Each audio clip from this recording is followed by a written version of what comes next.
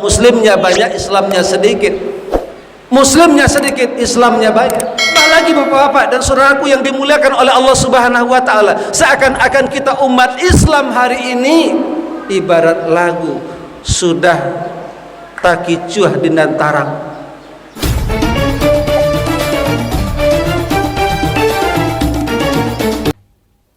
Kaum muslimin, jamaah Jumat, tamu Allah dan hamba Allah yang dirahmati serta dimuliakannya.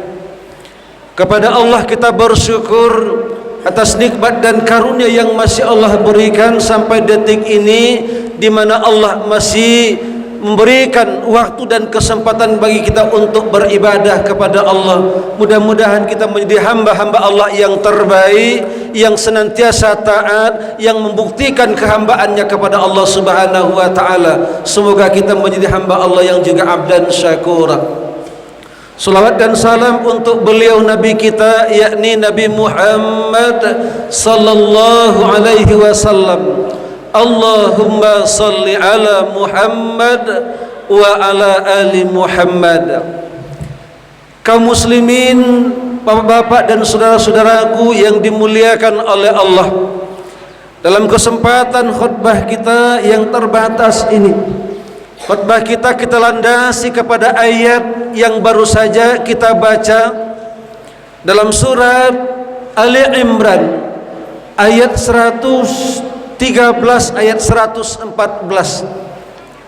Ayat ini sesungguhnya merupakan jawaban, merupakan solusi yang diberikan oleh Allah tentang berbagai persoalan yang kita hadapi, yang terjadi di tengah-tengah umat.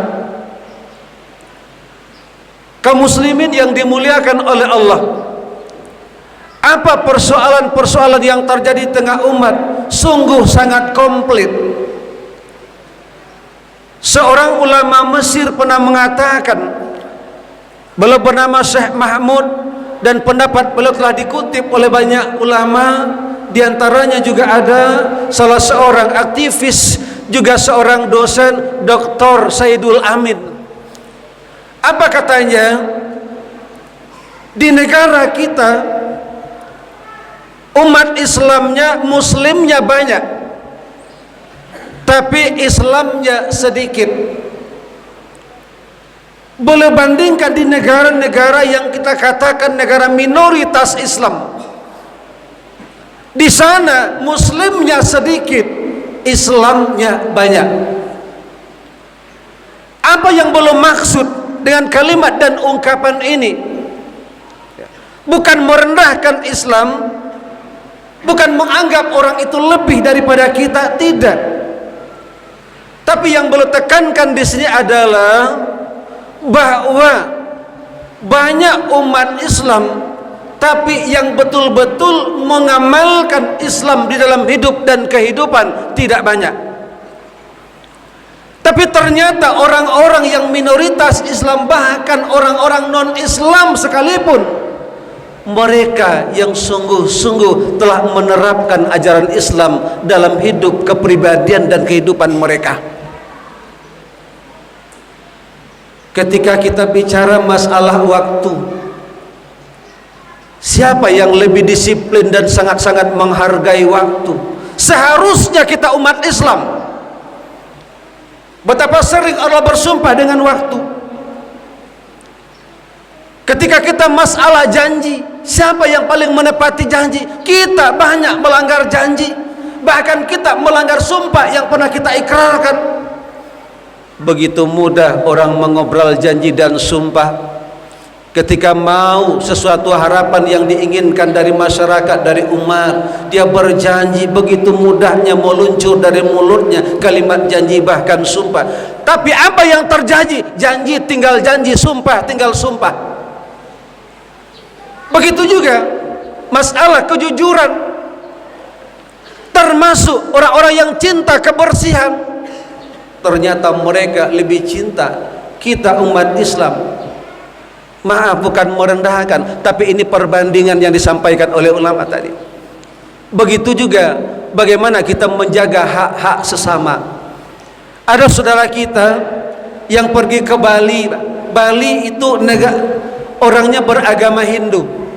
Satu kali dia pernah di Buleleng, dia memakai motor, habis dia berhenti, motor dia parkir, lalu motor dikunci, kemudian kuncinya diambil. Belum didatangi oleh orang, lalu orang itu marah. Kenapa marah? Kok motornya dikunci? Kok kuncinya diambil? Memangnya kami di sini orang maling? Memangnya di sini kami pencuri?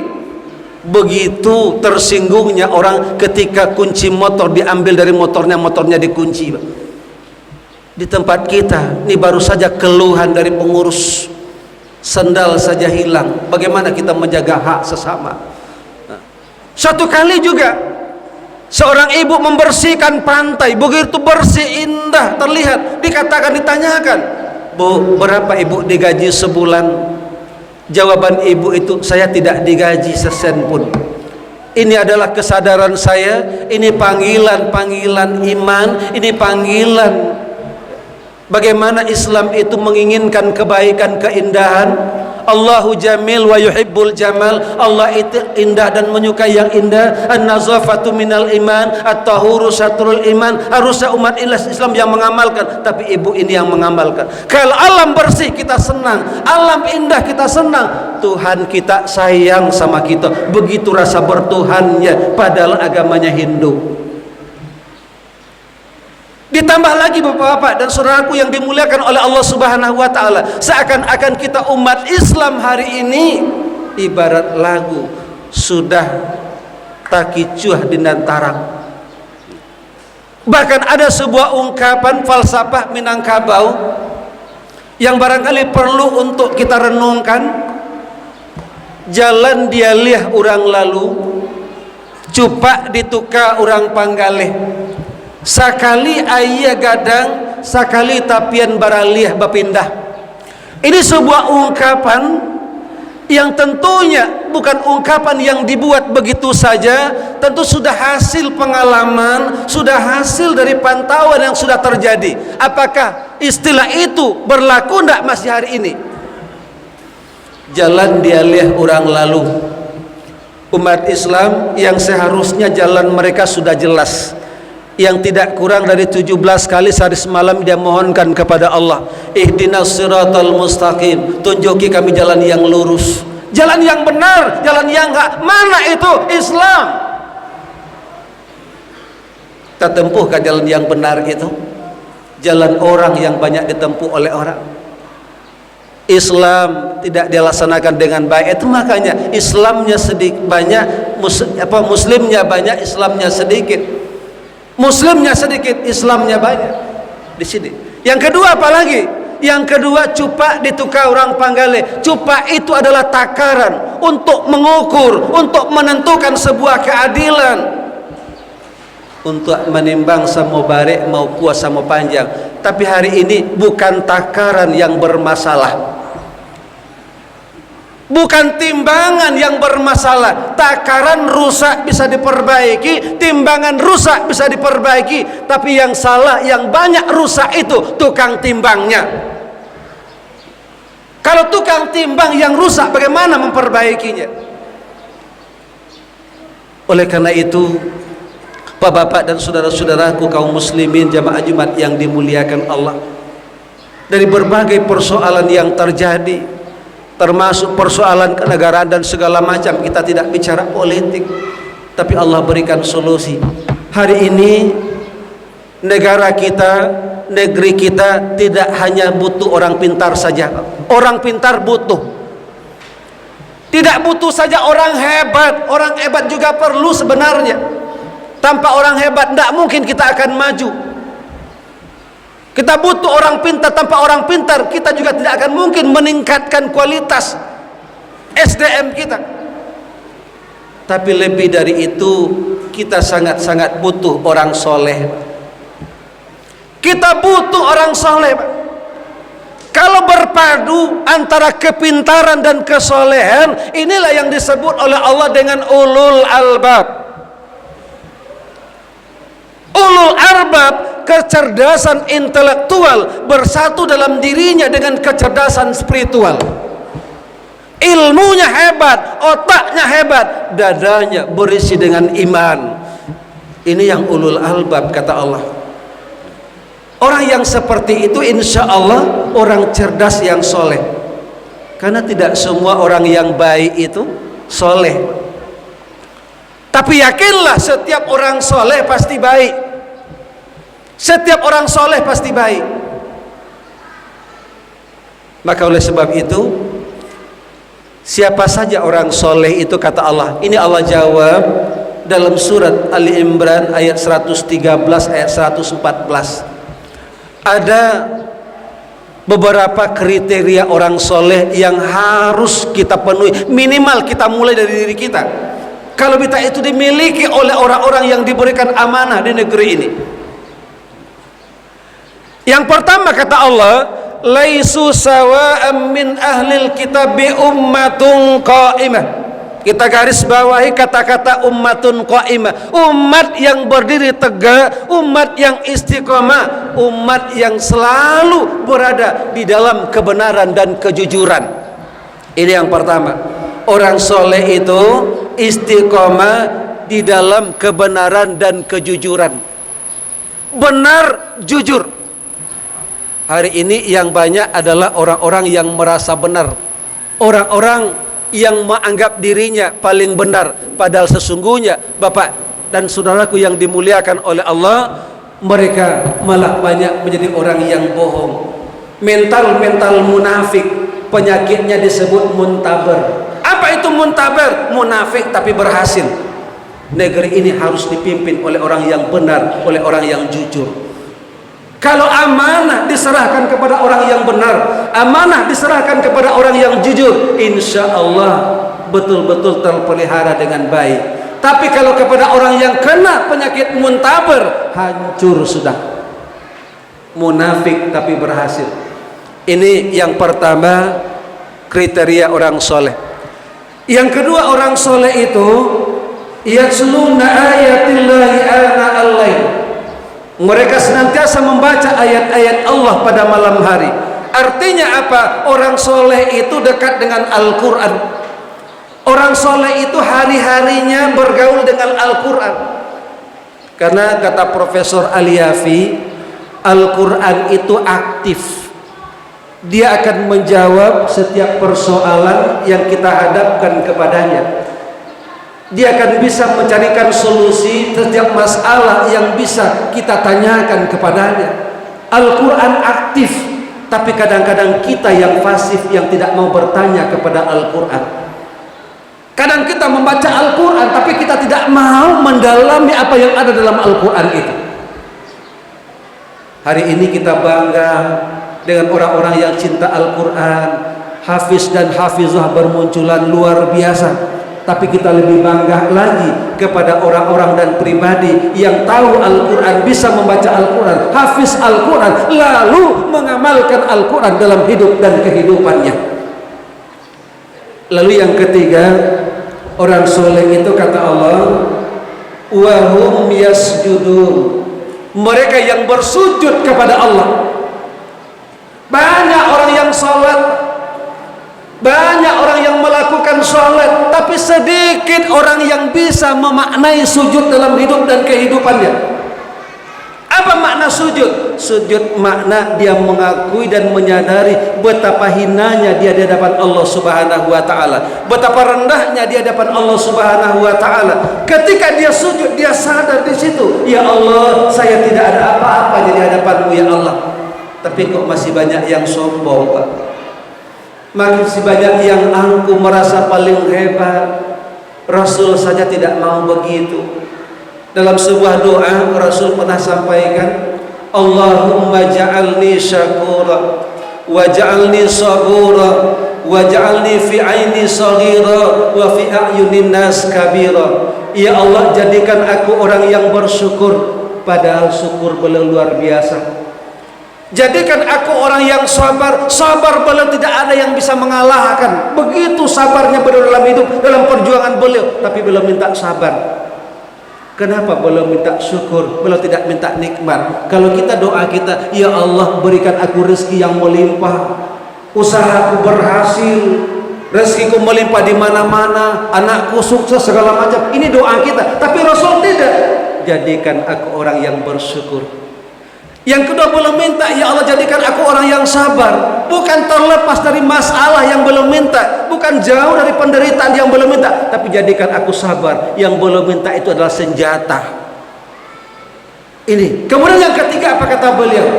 Waj'alni fi aini saghira wa fi a'yunin nas kabira. Ya Allah, jadikan aku melihat diriku kecil, diriku rendah, diriku hina, akan tetapi orang lain memandangku orang besar, orang hebat. Ini Rasulullah. Beliau memandang di beliau tidak ada apa-apanya. Orang lain yang memuji beliau sampai hari kiamat kelak nanti. Tapi kita yang belum seberapa ilmu kita, belum seberapa hebat kita, belum setinggi apa kedudukan kita, kita merasa bahwa kita paling lebih daripada orang lain. Nauzubillah, summa nauzubillah. Apakah kita lebih daripada Rasulullah sallallahu alaihi wasallam? Kemudian yang keempat, orang saleh itu yu'minuna billahi wal yaumil akhir. Dia beriman kepada Allah dan hari yang akhir. Ketika dia berbuat, sandaran Allah, orientasinya akhirat. Dia lakukan semuanya sandaran Allah. Dia lakukan dengan niat karena Allah, lillahi ta'ala. Sandaran sasarannya akhirat. Mudah-mudahan di akhirat nanti Allah hargai. Karena seluruh perbuatan kita nanti akan diperlihatkan oleh Allah dan akan ditimbang oleh Allah. Faman ya'mal mithqala dzarratin khairan yarah wa may ya'mal mithqala dzarratin syarran yarah. Sekecil apapun kebaikan, sekecil apapun keburukan yang kita lihat, yang kita lakukan nanti akan diperlihatkan oleh Allah Subhanahu wa taala. Dan semuanya itu akan ditimbang. Fa amman thaqulat mawazinuhu fahuwa fi 'ishatir radiyah wa amma man khaffat mawazinu fa ummuhu hawiyah. Sungguh kita tidak akan bisa berdusta di hadapan Allah nanti. Lolos hari ini dari hukum dunia, lolos karena pintarnya kita mencari pengacara, lolos tidak jerat hukum dunia, tapi kita tidak akan pernah lolos dari jerat hukum Allah nanti di akhirat.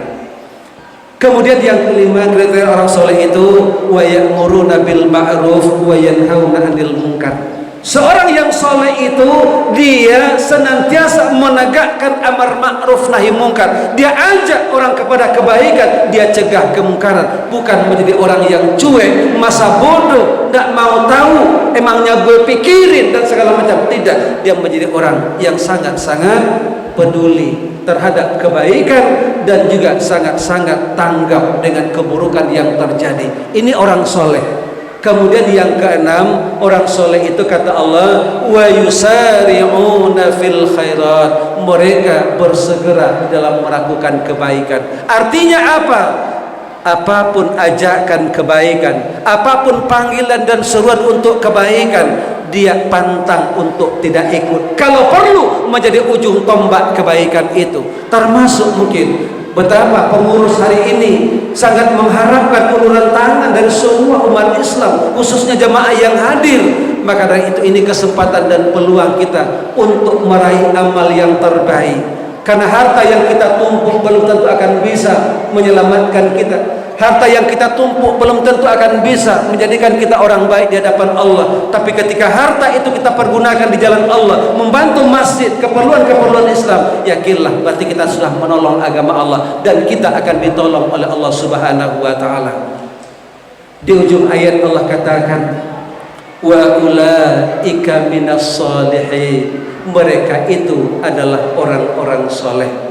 Oleh karena itu, Bapak dan saudara yang dimuliakan oleh Allah Subhanahu wa taala, marilah kita berusaha menjadikan diri kita pribadi yang soleh, generasi kita generasi yang soleh. Dan begitu masyarakat kita menjadi masyarakat yang soleh, kita juga berharap dan berdoa mudah-mudahan para pemimpin kita, para ulama kita, para nenek mama kita dan tokoh masyarakat semuanya menjadi orang-orang soleh. Kalau negeri sudah dihuni orang-orang soleh, yakinlah insya Allah negeri ini akan aman. Baldatun thayyibatun wa rabbun ghafur, itu akan terwujud. Semoga apa yang kita sampaikan dalam khutbah yang singkat ini menjadi renungan kita bersama. fa'tabiru ya ulil absar la'allakum turhamun.